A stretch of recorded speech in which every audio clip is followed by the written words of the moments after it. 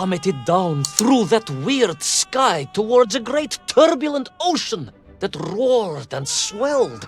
A ferocious sea that offered no hope of survival. I thought of home and wept, unaware that in an instant my fortunes would be changed by an event so bizarre I almost hesitate to tell you. And it happened like this.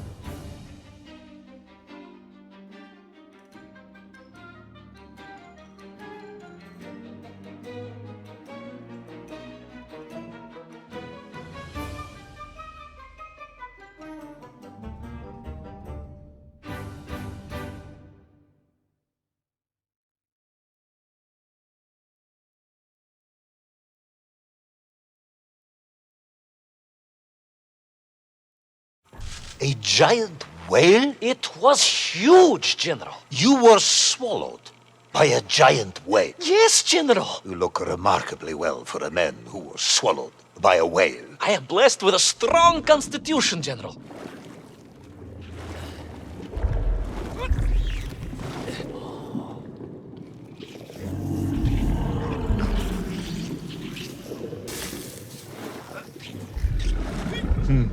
And I assume you are now going to tell me how you managed to escape from the belly of this giant whale. Naturally, General. And I must say, it really was a fascinating glimpse into the interior life of one of our world's most magnificent beasts.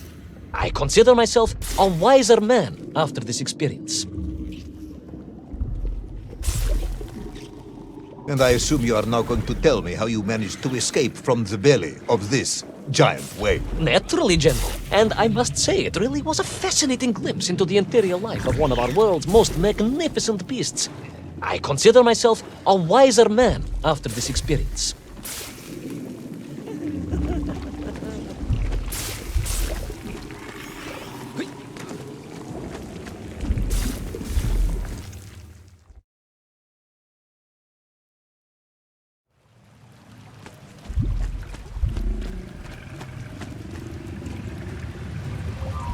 It was an extraordinary place, General. I could perhaps deliver a lecture on the subject to Moscow University's Zoological Society, if you like. I only want to help. The Moscow University Zoological Society has, I suspect, better things to do than listen to the ramblings of a man who claims he was swallowed by a whale.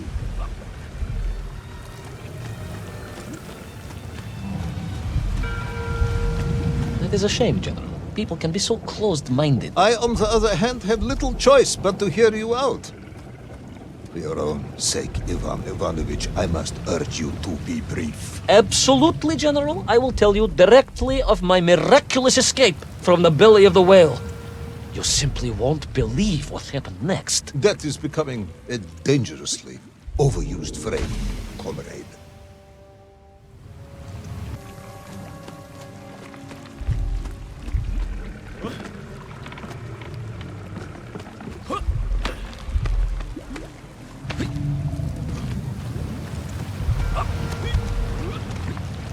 And so I found myself deep within the whale's organs. A strangely beautiful place. A sort of fleshy wonderland. A glade of polyps and globules. A landscape as awe-inspiring in its way as the forests and mountains of Altai. Oh, my home, General, that I yearned and longed for and only hoped, as I hope now, that I might one day see again. I think we're all longing for home at this point. Oh, with warm slippers, a mug of steaming Spitzin, and a roaring fire. Not far from home, trapped inside a monstrous fish with only the strange and evil-looking worms that infested its gut for company. With only one's dedication to one's country and mission to keep one from falling into despair. But no, General, I could not. I had to escape, to find Little Orpheus and my way back to the surface and home.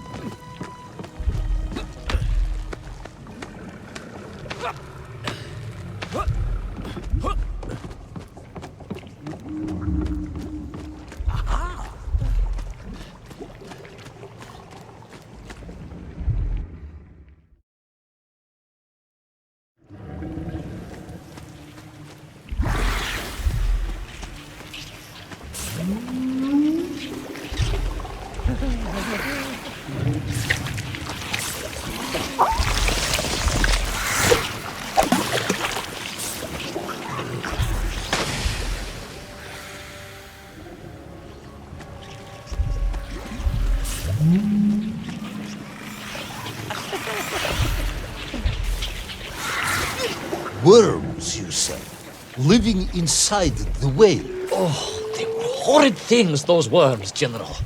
And most unwelcome, I would say. Parasites. I had no idea just how bad the infestation was, nor of the tremendous sizes they could grow to. At that point, my thoughts were only of escape. And I had a plan. Yes, I'm sure you did.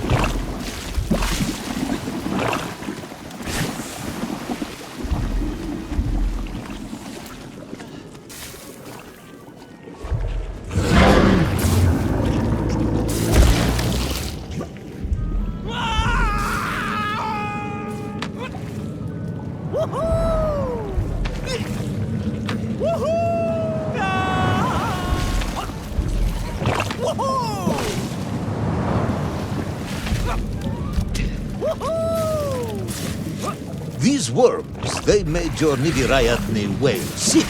Wherever they attached themselves, the flesh began to turn gray and die. It was a truly distressing sight. And I resolved myself to assist the whale by removing the leeches wherever I could find them during my escape.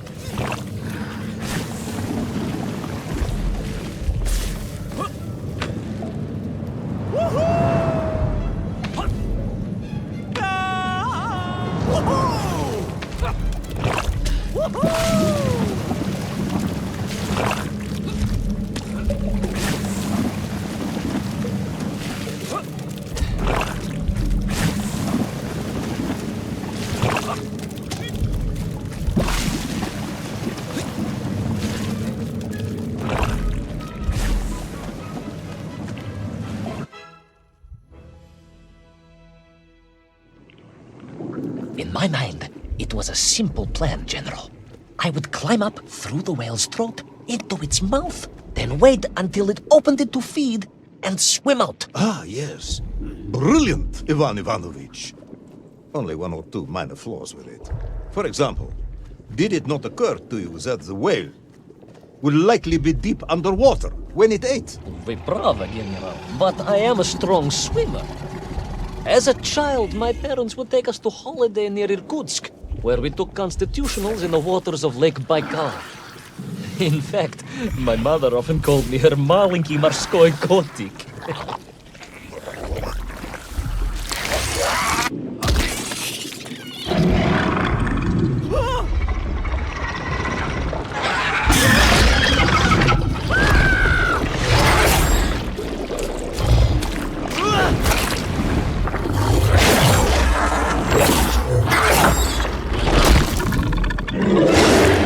giant worm for a giant whale, huh?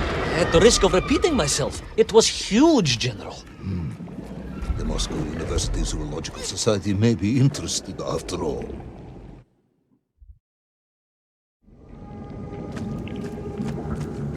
Let us take a moment, Ivan Ivanovich.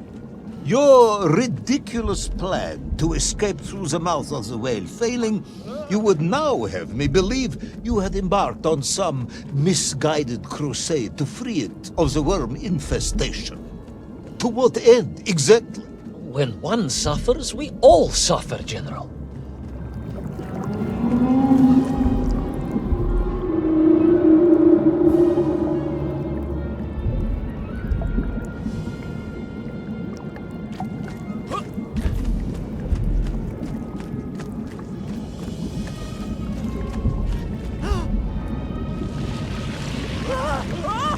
Your ideological commitment is admirable, comrade, but... I concluded that if I could find the root of the infestation and neutralize it, the whale could mount a spirited counterattack against the worms.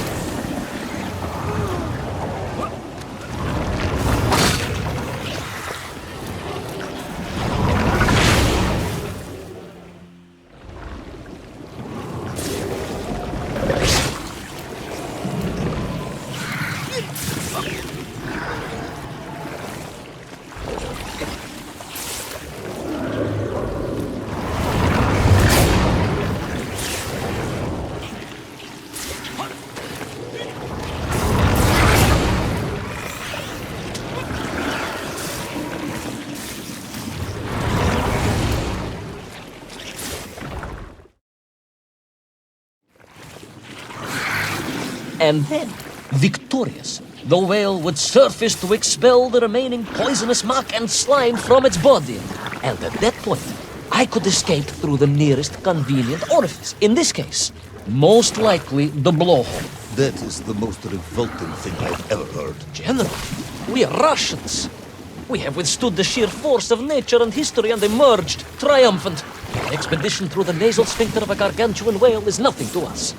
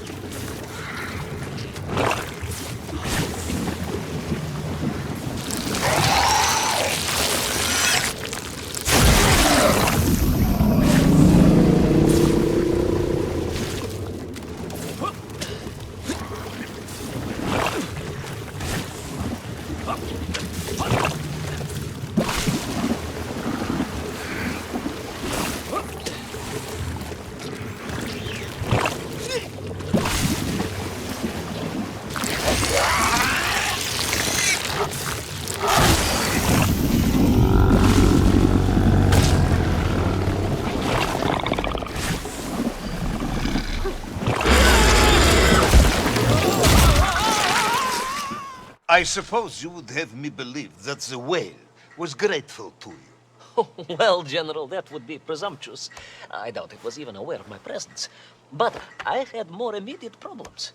For if the whale might have been relieved by my actions, the worms were enraged. Worms Furious. Worms Incandescent. do not feel Violently indignant. emotions. Demented, General. Deranged. Enough!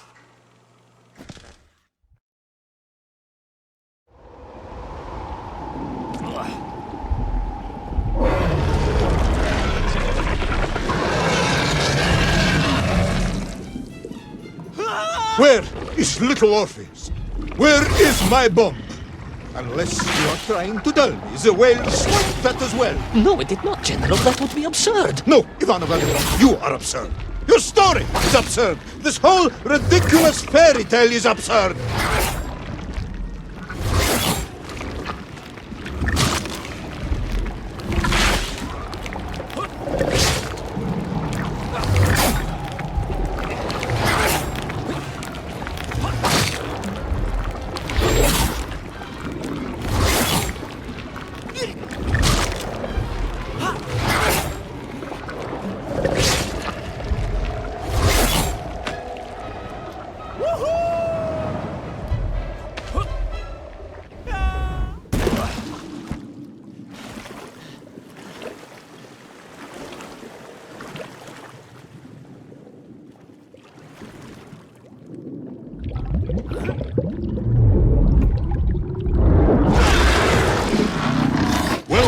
Brave yet foolhardy hero escape the furious worm? Will he be doomed to spend his days trapped in the innards of a bad-tempered cetacean? Where is the whale swimming to in such a rush, and what will it do when it gets there? Is the general about to lose his temper and order the cosmonaut shot? All of these questions and more must surely be answered in the next exciting episode of Little Orpheus!